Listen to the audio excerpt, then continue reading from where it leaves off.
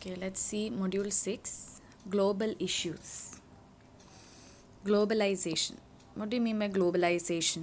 It means integration of countries through commerce, transfer of technology and exchange of information and culture. അതായത് ഇപ്പം നമ്മൾ എന്താ പറയുക, നമ്മൾ വലിയ മൾട്ടിനാഷണൽ കമ്പനീസിലൊക്കെ ജോലി ചെയ്യാമെന്ന് പറയും. അതായത് അതിൻ്റെ ഹെഡ് ക്വാർട്ടേഴ്സ് എന്ന് പറയുന്നത് അവരെവിടെയാണോ അത് സ്റ്റാർട്ട് ചെയ്യുന്നത് അവിടെ ആയിരിക്കും. എന്നിട്ട് അവർക്ക് പല ബ്രാഞ്ചസ് കാണും ഇൻ ഹോസ്റ്റ് കൺട്രീസ്. അപ്പോൾ ഈ ഹോസ്റ്റ് കൺട്രീസിൽ വന്ന് അവർ ഓരോ കമ്പനീസ് സെറ്റപ്പ് ചെയ്യുമ്പോൾ അവിടെ ചെയ്യുന്ന എന്താണ്, ശരിക്കും നമ്മളുടെ ടെക്നോളജി അല്ലെങ്കിൽ നമ്മുടെ സ്കിൽസ്, നമ്മളുടെ കൺട്രിയിലുള്ള ആൾക്കാരുടെ സ്കിൽസ് നമ്മൾ വേറൊരു കൺട്രിയിൽ ആവശ്യത്തിന് വേണ്ടിയിട്ട് എക്സ്ചേഞ്ച് ചെയ്യാണ്. ആൻഡ് അതിലുള്ള ബെനിഫിറ്റ് എന്ന് പറയുന്നത് നമുക്ക് ഇക്കണോമിക് ബെനിഫിറ്റ് ഉണ്ടാവും. ഓക്കെ, അങ്ങനെ എല്ലാ കൺട്രീസും തമ്മിലൊരു ഇൻ്റർ കണക്ഷനിലാണ് നമ്മളിപ്പോൾ വർക്ക് ചെയ്യുന്നത്. അതിനെയാണ് ഗ്ലോബലൈസേഷൻ എന്ന് പറയുന്നത്. അല്ലെങ്കിൽ നമ്മളോട്ട് മാത്രം ഒതുങ്ങി ജീവിക്കുകയാണെങ്കിൽ നമ്മളതിനെ ഗ്ലോബലൈസേഷൻ എന്ന് പറയില്ല. കാരണം നമ്മൾ എന്താ പറയുക, നമ്മൾ ജോലി ചെയ്യുന്നു, നമ്മൾ ഫുഡ് ഉണ്ടാക്കുന്നു, നമ്മൾ കഴിക്കുന്നു, അതിനകത്ത് ഇമ്പോർട്ടില്ല എക്സ്പോർട്ടില്ല അങ്ങനത്തെ ഒരു കാര്യങ്ങളും ഇല്ല എന്ന് പറയുമ്പം അതിനെ ഗ്ലോബലൈസേഷൻ എന്ന് പറയില്ല. ഓക്കെ, ഗ്ലോബലൈസേഷൻ എന്ന് പറഞ്ഞാൽ എല്ലാ കൺട്രീസുമായിട്ട് നമുക്ക് എന്താ പറയുക, technology, skills, culture, information, entertainment എല്ലാ കാര്യങ്ങളിലും ഒരു എക്സ്ചേഞ്ച് ഉണ്ട്. And there is also an interdependence. Okay, for engineers, issues such as multinational organizations, computer, internet functions, military development, and environmental ethics have assumed greater importance for their sustenance and progress. ഇത്രയും കാര്യങ്ങളെ പറ്റിയാണ് നമ്മൾ module 6 പഠിക്കുന്നത്. അതായത് multinational organisations, computers ഉപയോഗിക്കുമ്പോൾ ഉള്ള കാര്യങ്ങൾ, പിന്നെ മിലിറ്ററി ഡെവലപ്മെൻറ്റിൽ നമ്മൾ എന്തൊക്കെ കാര്യങ്ങൾ നോക്കണം. അതായത് ഗ്ലോബലൈസേഷൻ വരുമ്പോൾ ആസ് എൻജിനീയേഴ്സ് നമ്മൾക്ക് എന്തൊക്കെ കാര്യങ്ങൾ അതിനകത്ത് വരും. So next is multinational corporation. Multinational corporation എന്ന് പറഞ്ഞാൽ ഈ പറഞ്ഞ പോലെ നമ്മുടെ വലിയ വലിയ കമ്പനീസ്, അവർക്കൊരു ഹെഡ് ക്വാർട്ടേഴ്സ് കാണും അവരുടേതായിട്ടുള്ള കൺട്രിയിൽ. പിന്നെ പല രാജ്യങ്ങളിലായിട്ട് അവരവരുടെ ബിസിനസ് എക്സ്പാൻഡ് ചെയ്തിട്ടുണ്ടാവും. ഇതിന് എക്സാമ്പിൾസ് അവർ പറയുന്നത് യൂണിലീവർ, ഫോർഡ്, ടൊയോട്ട, ഇതെല്ലാം മൾട്ടിനാഷണൽ കോർപ്പറേഷൻസിൻ്റെ എക്സാമ്പിൾസ് ആണ്. ഇനി what are the benefits that these multinational corporations receive? അതായത് ഇപ്പോൾ അവർക്ക് അവരുടെ കൺട്രിയിൽ തന്നെ ചെയ്യാതെ ഔട്ട്സോഴ്സ് ചെയ്യുമ്പോൾ ഉള്ള ബെനിഫിറ്റ്സ് എന്തൊക്കെയാണ് മൾട്ടിനാഷണൽ കമ്പനീസിന് കിട്ടുന്നത്? ചീപ്പ് ലേബർ. ഓക്കെ, അതുകൊണ്ടാണ് വലിയ അമേരിക്കൻ കമ്പനീസിലൊക്കെ നമ്മൾ ഇന്ത്യയിലോട്ട് അവർ ഔട്ട്സോഴ്സ് ചെയ്യാറുണ്ട്, ഡിസൈൻസ് ഔട്ട്സോഴ്സ് ചെയ്യാറുണ്ട്, സോഫ്റ്റ്വെയർ ഔട്ട്സോഴ്സ് ചെയ്യാറുണ്ട്. അപ്പോൾ അവർക്ക് ചീപ്പായിട്ട് ആ ജോലി ചെയ്ത് കിട്ടും. Next we have availability of natural resources, flexible and favourable tax arrangements, new markets for their product. അവർ അവരുടെ ഇൻവെസ്റ്റ്മെൻറ്റിൽ നമ്മുടെ ആൾക്കാർ ഡെവലപ്പ് ചെയ്തിട്ട് നമ്മുടെ മാർക്കറ്റിൽ തന്നെ അവർക്ക് അത് വിൽക്കാൻ പറ്റും. And they will receive the income. Okay, അതാണ് മൾട്ടിനാഷണൽ കോർപ്പറേഷൻസിന് കിട്ടുന്ന ബെനിഫിറ്റ്. ഇനി മൾട്ടിനാഷണൽ കോർപ്പറേഷൻ നമ്മളുടെ രാജ്യത്ത് വന്നു കഴിഞ്ഞാൽ നമുക്ക് കിട്ടുന്ന ബെനിഫിറ്റ് എന്തൊക്കെയാണ്? New job opportunities, jobs with higher pay and greater challenge, increase of national income, transfer of advanced technology, other social benefits from sharing wealth. ഇനി MNCസും മൊറാലിറ്റിയും തമ്മിലുള്ള കാര്യം. MNCയും മൊറാലിറ്റി ആയിട്ട് എന്താണുള്ളത്? MNC നോക്കേണ്ട കാര്യങ്ങളെന്ന് പറഞ്ഞാൽ 6 കാര്യങ്ങളാണ്. Basic human rights. ഏത് മൾട്ടിനാഷണൽ കമ്പനി ഒരു രാജ്യത്ത് വന്നാലും ബേസിക് ഹ്യൂമൻ റൈറ്റ്സ് അതിൻ്റെ വർക്കേഴ്സിന് കൊടുക്കണം. ഇനി ഇക്കണോമിക് ആൻഡ് ടെക്നോളജിക്കൽ ബെനിഫിറ്റ്സ്. അതായത് വർക്ക് ചെയ്യുന്ന ആൾക്കാർക്ക്, അതിൻ്റെ എംപ്ലോയീസിന് കറക്റ്റായിട്ടുള്ള പേയ്മെൻറ്റ് കൊടുക്കുക. അതുപോലെ തന്നെ അവർക്ക് ടെക്നോളജിക്കലി അഡ്വാൻസ്ഡ് ചെയ്യാൻ വേണ്ടിയിട്ടുള്ള കോഴ്സസ് ഓഫർ ചെയ്യുക, അതിനുള്ള പിന്നെ ലീവ് കൊടുക്കുക. അതൊക്കെ കമ്പനി ചെയ്യേണ്ട കാര്യങ്ങളാണ്. It should promote institutions of host countries. അതായത് അവർ ചെയ്യുന്ന കാര്യങ്ങളിൽ നമ്മളുടെ രാജ്യത്തുള്ള മറ്റ് ഇൻസ്റ്റിറ്റ്യൂഷൻസിനെ, അതായത് ജസ്റ്റിഫൈഡ് ആയിട്ടുള്ള ഇൻസ്റ്റിറ്റ്യൂഷൻസിനെ പ്രൊമോട്ട് ചെയ്യുന്ന രീതിയിലായിരിക്കണം കാര്യങ്ങൾ ചെയ്യാൻ. പിന്നെ the should respect the law of the host country. അതായത് ഓരോ രാജ്യങ്ങൾക്ക് ഓരോ ലോ ആണ്. ഓക്കെ, അപ്പം ഏത് രാജ്യത്താണോ നമ്മൾ മൾട്ടിനാഷണൽ കോർപ്പറേഷൻ കൊണ്ട് പിന്നെ ഒരു ഓഫീസ് ഓപ്പൺ ചെയ്യുന്നത്, അവിടെ വർക്ക് ചെയ്യുന്ന ആൾക്കാർക്ക് അവിടുത്തെ രാജ്യത്തുള്ള ലോ അനുസരിച്ച് കാര്യങ്ങൾ ചെയ്യണം. പിന്നെ ഫെയർ ആയിട്ടുള്ളൊരു റെമ്യൂണറേഷൻ കൊടുക്കണം. പിന്നെ അവിടെ ജോലി ചെയ്യുന്ന ആൾക്കാർ സേഫ് ആയിട്ടുള്ളൊരു എൻവയൺമെൻറ്റ് കൊടുക്കുക. ഈ 6 കാര്യങ്ങളാണ് മൾട്ടിനാഷണൽ കോർപ്പറേഷൻസ് മോറലി ചെയ്യേണ്ട കാര്യങ്ങൾ. Next we have environmental ethics. ഇന്ന് നമ്മൾ നോക്കാൻ പോകുന്ന 2 കാര്യങ്ങൾ എന്ന് പറയുന്നത് എൻവയൺമെൻറ്റൽ എത്തിക്സും കമ്പ്യൂട്ടർ എത്തിക്സും ആണ്. എൻവയൺമെൻറ്റൽ എത്തിക്സ് എന്ന് പറഞ്ഞാൽ എന്താണ്? ആസ് എൻജിനീയേഴ്സ് എൻവയൺമെൻറ്റൽ എത്തിക്സ് നമ്മൾ എങ്ങനെയാണ് കൊണ്ടുവരേണ്ടത്?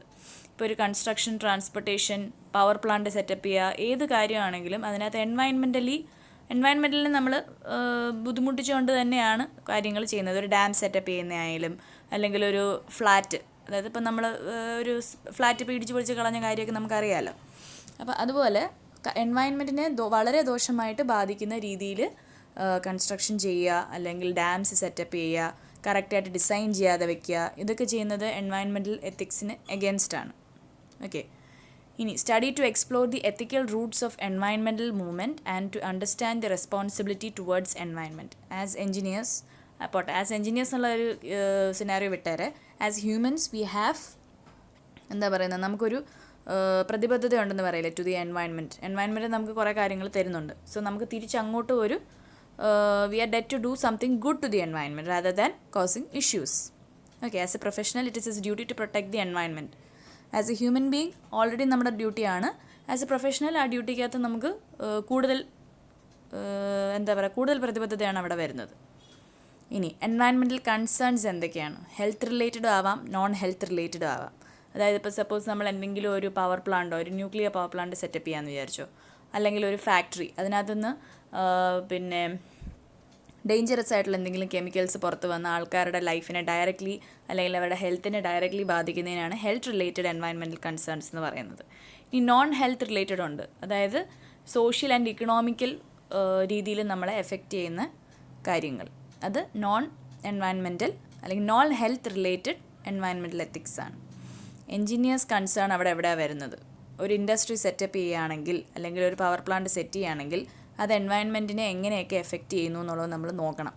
ഇനി ഒട്ടും എഫക്റ്റ് ഇല്ലാതെ നമുക്കൊരു കാര്യം ചെയ്യാൻ പറ്റില്ല, എന്തായാലും ഒരു ഇമ്പാക്റ്റ് ഉണ്ടാവും. ആ ഉണ്ടാവുന്ന ഇമ്പാക്റ്റിനെ നമ്മൾ മാക്സിമം കുറയ്ക്കുക. ഓക്കെ, ഇനി what are my responsibility as engineer? നമ്മുടെ റെസ്പോൺസിബിലിറ്റീസ് എന്തൊക്കെയാണ്? ഇതൊക്കെയാണ് നമ്മൾ ആസ് എൻജിനീയേഴ്സ് നമുക്ക് വരേണ്ട കൺസേൺസ് ആണ് ഈ 4 പോയിൻറ്റ്സിൽ അവർ പറയുന്നത്. How the industry effects environment, how can it be controlled, what are the reasonable protective measures, what are my responsibilities. Okay, ഇനി നമുക്കറിയാവുന്ന പ്രൊഫഷണൽ ബോഡീസ് ഉണ്ട്, ASCE, IEEE, ESME, അതൊക്കെ എൻവയൺമെൻറ്റൽ എത്തിക്സിനെ പറ്റി പറയുന്ന കാര്യങ്ങളാണ് അടുത്ത സ്ലൈഡിൽ സ്ലൈഡ് 321 എഴുതിയിരിക്കുന്നത്. എൻജിനീയേഴ്സ് ASCE പറയുന്നതെന്ന് പറഞ്ഞാൽ engineers should be committed to improving environment and aim for sustainable development for quality of life. IEEE പറയുന്നത് engineers should be responsible for health, safety and welfare, should disclose information that endanger public safety and environment. ASME പറയുന്നതെന്ന് പറഞ്ഞാൽ engineers should environmental impact in performance of their professional duties. Okay, ഇനിയുള്ളതെന്ന് പറഞ്ഞാൽ ഈ environmental ഇഷ്യൂസിനെ നമുക്ക് എങ്ങനെ resolve ചെയ്യാം? 2 രീതിയിൽ resolve ചെയ്യാം. Cost oblivious approach and approach based on cost benefit analysis. Cost oblivious എന്ന് പറയുമ്പോഴത്തേക്കും നമ്മളതിൻ്റെ കോസ്റ്റ് നോക്കാതെ എന്തെങ്കിലും എൻവയൺമെൻറ്റൽ പ്രശ്നം വരുന്നുണ്ടെങ്കിൽ അതിനെ നമ്മൾ കംപ്ലീറ്റ്ലി റിസോൾവ് ചെയ്തെടുക്കുക എന്നുള്ളതാണ് കോസ്റ്റ് ഒബ്ലിയസ് അപ്രോച്ച്. അവിടെ നമ്മൾ കോസ്റ്റ് നോക്കുന്നില്ല. കോസ്റ്റ് എന്നുള്ളതല്ല, നമുക്ക് ഇമ്പോർട്ടൻസ് എൻവയൺമെൻറ്റിന് വേണ്ടിയിട്ടാണ്. ഇനി approach based on cost benefit analysis എന്ന് പറയുമ്പോഴത്തേക്കും ഓരോ സ്റ്റേജിലും അവർ എൻവയൺമെൻറ്റൽ പ്രോബ്ലം ഉണ്ടോ എന്ന് നോക്കി അതിനെ തിരുത്തി പോകുന്നതിനെയാണ് approach based on cost benefit analysis എന്ന് പറയുന്നത്. ഇനി cost of environmental degradation. Cost of environmental degradation എന്ന് പറയുന്നത് നമ്മളിപ്പം ഡയറക്റ്റ് കോസ്റ്റും ഇൻഡയറക്റ്റ് കോസ്റ്റും ഇതിനകത്ത് വരും. ഡയറക്റ്റ് കോസ്റ്റ് എന്ന് പറയുന്നത് മെറ്റീരിയൽ കോസ്റ്റ്, ലേബർ കോസ്റ്റ്, അതൊക്കെ. ഇൻഡയറക്റ്റ് കോസ്റ്റ് എന്ന് പറയുന്നത് cost of pollution, depletion of raw materials, social cost, അതൊക്കെ വരുന്നതാണ് indirect cost. Technology assessment. Social or environmental problems are analysed while experimenting. Okay, അതായത് ഇപ്പോൾ നമ്മൾ എന്തെങ്കിലും ഒരു പുതിയ ഐഡിയ അല്ലെങ്കിൽ പുതിയ ഒരു ഫാക്ടറിയോ എന്തെങ്കിലും ഒരു സംഭവം സെറ്റപ്പ് ചെയ്യാൻ പോകാൻ നേരം നമ്മളതിനെ അനലൈസ് ചെയ്യുക. ആദ്യം നമ്മൾ ചുമ്മാ കൊണ്ടൊരു സ്ഥലത്തൊരു ഫാക്ടറി സെറ്റപ്പ് ചെയ്യത്തില്ലല്ലോ. നമ്മളവിടുത്തെ സിറ്റുവേഷൻ നോക്കി അതിൻ്റെ ഇത്ര ദൂരെ മാത്രമേ ആൾക്കാർ താമസിക്കാവൂ, അങ്ങനത്തെ ഉള്ള രീതിയിലെല്ലാം എവിടം വരെ ഈ ഫാക്ടറിയിൽ നിന്ന് നമ്മൾ ഇന്നെ ഒരു പ്രോഡക്റ്റ് ഉണ്ടാക്കാൻ നേരം എവിടം വരെ ഡേഞ്ചറസ് ആയിട്ടുള്ള ഗ്യാഷ്യസ് സബ്സ്റ്റൻസസ് വന്നേക്കാം, അത് ആൾക്കാരെ എങ്ങനെ എഫക്റ്റ് ചെയ്യാമെന്നൊക്കെ എക്സ്പെരിമെൻറ്റ് ചെയ്ത് എന്നിട്ട് മാത്രമേ അവിടെ ഒരു സംഭവം സെറ്റപ്പ് ചെയ്യാൻ പാടുള്ളൂ. Okay, that is technology assessment. നമുക്കതൊക്കെ ചെയ്യാനായിട്ടുള്ള ഫെസിലിറ്റീസ് ഇപ്പോൾ ഉണ്ട്. പണ്ടത്തെ കാലത്തെ കാട്ടിൽ കൂടുതൽ ഫെസിലിറ്റീസ് നമുക്കിപ്പോൾ ഉണ്ട് to do technology assessment. Now we have computer ethics. ഇപ്പോൾ കമ്പ്യൂട്ടർ എന്ന് പറയുന്നത് നമുക്ക് ഏത് ഒരു ചെറിയ ഒരു കടയിലാണെങ്കിൽ കൂടെ കമ്പ്യൂട്ടേഴ്സ് ഇല്ലാതെ നമുക്ക് പറ്റില്ല. ബില്ലിങ്ങിന് ആവശ്യമുണ്ട്, അല്ലെങ്കിൽ നമ്മളിപ്പോൾ ഒരു ഡിസൈൻ ചെയ്യുന്നത്, പണ്ടൊക്കെ ഡ്രോയിങ്സ് അല്ല ഒരു ഹാൻഡ് ഡ്രോയിങ്സ് ആയിരുന്നു. ഇപ്പം നമ്മളെല്ലാം എന്താ ചെയ്യുന്നത്, ഒരു സോഫ്റ്റ്വെയറിലാണ് ചെയ്യുന്നത്. ഡിസൈനിൻ്റെ ആണെങ്കിലും ഒരു പ്രോഡക്റ്റ് ഡെവലപ്മെൻറ്റിൻ്റെ ആണെങ്കിലും അല്ലെങ്കിൽ ഒരു സർക്യൂട്ട് ഡിസൈനിങ് ആണെങ്കിലും എല്ലാം ഇപ്പം നമ്മൾ കമ്പ്യൂട്ടറിലാണ് ചെയ്യുന്നത്. Everything is computerised. ഓക്കെ, പക്ഷേ ഈ കമ്പ്യൂട്ടറിനുള്ള ഒരു ഗുണത്തിൻ്റെ കൂടെ തന്നെ അതിൻ്റെ അത്രയും തന്നെ ദോഷവും ഉണ്ട്. അതായത് ഈ കമ്പ്യൂട്ടേഴ്സ് വഴി നമ്മൾ എന്തൊക്കെ ഡേറ്റ അല്ലെങ്കിൽ ഡിസൈൻസ് സ്റ്റോർ ചെയ്യുന്നോ അതൊക്കെ കള്ളത്തരമായിട്ട് നമുക്ക് എടുക്കാൻ പറ്റും. ഓക്കെ, അപ്പോൾ അതിനെയാണ് കമ്പ്യൂട്ടർ എത്തിക്സ് എന്ന് പറയുന്നത്. കമ്പ്യൂട്ടർ ഉപയോഗിക്കുന്നവർ ആ എത്തിക്സ് ഫോളോ ചെയ്ത് വേണം ചെയ്യാൻ. Teaching computer ethics to students and all others is a proactive approach. അതായത് നമ്മൾ പഠിക്കാൻ നേരം തന്നെ ഇപ്പം നമുക്ക് പല കഴിവുകളും ഉണ്ടാക്കുകയും ഹാക്കിംഗ് ഒക്കെ ചെയ്യുന്ന കുട്ടികളുണ്ട്. ഓക്കെ, അതൊക്കെ ബുദ്ധിപരമായിട്ട് നിങ്ങൾക്കുള്ള കഴിവുകൾ നല്ല രീതിയിൽ ഉപയോഗിക്കുക, അല്ലാതെ മോശം രീതിയിൽ ഉപയോഗിക്കാൻ പാടില്ല എന്നുള്ളത് ഒരു പ്രോ ആക്റ്റീവ് അപ്രോച്ചാണ്. നമ്മൾ നേരത്തെ തന്നെ കുട്ടികളിൽ അങ്ങനത്തെ ഒരു രീതിയിൽ കാര്യങ്ങൾ പറഞ്ഞ് മനസ്സിലാക്കുക. Okay, what do you mean by computer ethics? Study of ethical issues that are associated with computing professions and computing machinery. Cyber ethics. It examines the moral, legal and social issues in the development of cyber technology. ഇനി കമ്പ്യൂട്ടറിനെ നമുക്ക് എങ്ങനെ ഒരു unethical act ചെയ്യാൻ പറ്റുന്ന instrument ആയിട്ട് ഉപയോഗിക്കാൻ പറ്റും? Robbery, privacy. Robbery എന്ന് പറയുന്നത് നമ്മളതിനകത്ത് നമ്മളിപ്പം കണ്ടിട്ടുണ്ടല്ലോ, ഏതോ സിനിമ ഉണ്ടായിരുന്നല്ലോ, പൃഥ്വിരാജിൻ്റെ ഒരു സിനിമ, അതിനകത്ത് അയാൾ കണ്ടിട്ടില്ലേ, പല രീതികൾ ഉപയോഗിച്ച് പലരുടെ ATM കാർഡ്സ് ആക്സസ് ചെയ്ത് ബാങ്കിൽ നിന്നൊക്കെ അവരുടെ കാശൊക്കെ അടിച്ചു മാറ്റുക. അതിന് നമുക്ക് കമ്പ്യൂട്ടേഴ്സ് ഉപയോഗിക്കാൻ പറ്റുന്നുണ്ട്. പ്രൈവസി, നമ്മുടെ പേഴ്സണലായിട്ടുള്ള എന്തെങ്കിലും ഡേറ്റ, ഫോട്ടോസ് അല്ലെങ്കിൽ എന്തെങ്കിലും ഡിസൈൻസ് അല്ലെങ്കിൽ നമ്മളുടെ ഒരു ഇന്നോവേറ്റീവ് ആയിട്ടുള്ള ഒരു ഐഡിയ, അതെല്ലാം നമ്മൾ കമ്പ്യൂട്ടറിൽ സേവ് ചെയ്തിടുന്നത് പലർക്ക് ഹാക്ക് ചെയ്തെടുത്തുകൊണ്ട് പോകാൻ പറ്റും. അപ്പോൾ നമ്മുടെ പ്രൈവസീനെ അവർ എടുക്കുകയാണ്. സോ ഇതൊക്കെ അൺഎത്തിക്കൽ ആക്ട്സ് ആണ്. സോ കമ്പ്യൂട്ടറിനെ ഒരു അൺഎത്തിക്കൽ ആക്ട് ചെയ്യാനുള്ള ഇൻസ്ട്രുമെൻ്റായിട്ട് ഉപയോഗിക്കുന്നത് റോബറി ആൻഡ് പ്രൈവസി. ഇനി ഒബ്ജക്റ്റായിട്ട് ഉപയോഗിക്കുന്നത് hacking and computer viruses. Hacking എന്ന് പറഞ്ഞാൽ ഇതേപോലെ തന്നെ നമ്മൾ വേറെ ഏതെങ്കിലും ഒരു കമ്പനിയുടെ ഡേറ്റാ ബേസിനെ നമ്മൾ കണക്ക് ഹാക്കിംഗ് അറിയാവുന്ന ആൾക്കാർ അല്ലെങ്കിൽ വേറൊരു കൺട്രിയുടെ മിലിറ്ററി കോണ്ടാക്ട്സ് അല്ലെങ്കിൽ അവർ തമ്മിലുള്ള ഇൻഫർമേഷൻ എല്ലാം ഹാക്ക് ചെയ്തെടുക്കുക എന്ന് പറയും. നമുക്കറിയാവുന്ന ഒരു വേർഡാണ് computer as an object for unethical ആക്ടിൽ ഉപയോഗിക്കുന്ന ഹാക്കിങ്ങിന് കമ്പ്യൂട്ടർ വൈറസസ്. ഏതെങ്കിലും ഒരു കമ്പനി നശിപ്പിക്കണമെന്നുണ്ടെങ്കിൽ അവരുടെ ഡേറ്റാ ബേസിനെ നമുക്ക് ഒരു വൈറസ് അങ്ങ് കൊടുത്തു വിട്ടാൽ മതി, ഒരു മെയിലിലോ അല്ലെങ്കിൽ ഒരു പെൻഡ്രൈവിലോ. എങ്ങനെയാണെന്ന് വെച്ചാൽ അതൊക്കെ അവർക്ക് ഓരോ രീതികളുണ്ട് ഈ ചെയ്യുന്ന ആൾക്കാർക്ക്. അപ്പോൾ അങ്ങനെ രണ്ട് രീതിയിലാണ് നമുക്ക് ഹാക്കിങ്ങും കമ്പ്യൂട്ടർ വൈറസസ് ഉപയോഗിച്ച് അൺഎത്തിക്കൽ ആക്ട് ചെയ്യാൻ പറ്റും. Autonomous computers, at again very big issue. Autonomous computers എന്ന് പറഞ്ഞാൽ ഇപ്പം അവർ തനിയെ തന്നെ കമ്പ്യൂട്ടേഴ്സ് തനിയെ തന്നെ ഓരോ കാര്യങ്ങൾ ചെയ്യുക. ഇപ്പം നമ്മൾ വീട്ടിൽ ഓട്ടോമേഷൻ അല്ലെങ്കിൽ നമ്മളേതെങ്കിലും സബ്സ്റ്റേഷനിലൊക്കെ ഓട്ടോമേഷൻ എന്ന് പറയുന്ന സംഭവം ചെയ്യാറുണ്ട്. ഓക്കെ, പക്ഷേ അതിനൊക്കെ ടു ആൻ എക്സ്റ്റെൻഡേ പറ്റത്തുള്ളൂ. ഒരു ഇമ്പോർട്ടൻറ്റ് ഡിസിഷൻ എടുക്കണം എന്നുണ്ടെങ്കിൽ അവിടെ എപ്പോഴായാലും നമ്മൾ ഹ്യൂമൻ ഇൻ്റർവെൻഷൻ അവിടെ കൊടുത്തിരിക്കണം. ഇല്ലാന്നുണ്ടെങ്കിൽ വരുന്ന സംഭവം എന്താണെന്ന് വെച്ചാൽ അതിനകത്ത് നെഗറ്റീവ് ഇഷ്യൂസ് വന്നേക്കാം. ഇപ്പോൾ സപ്പോസ് നമ്മളൊരു സ്പേസ് ക്രാഫ്റ്റിനെ അല്ലെങ്കിൽ ഒരു വണ്ടിയെ ഫുള്ളി ഓട്ടോമേറ്റഡ് ആയിട്ട് വിടുകയാണെങ്കിൽ അത് കറക്റ്റായിട്ടുള്ള പെട്ടെന്ന് കമ്പ്യൂട്ടറിന് എടുക്കുന്ന ഡിസിഷനും മനുഷ്യരെടുക്കുന്ന ഡിസിഷനും തമ്മിൽ കുറച്ചും കൂടെ ഒരു വ്യത്യാസമുണ്ട് ലോജിക്കലി.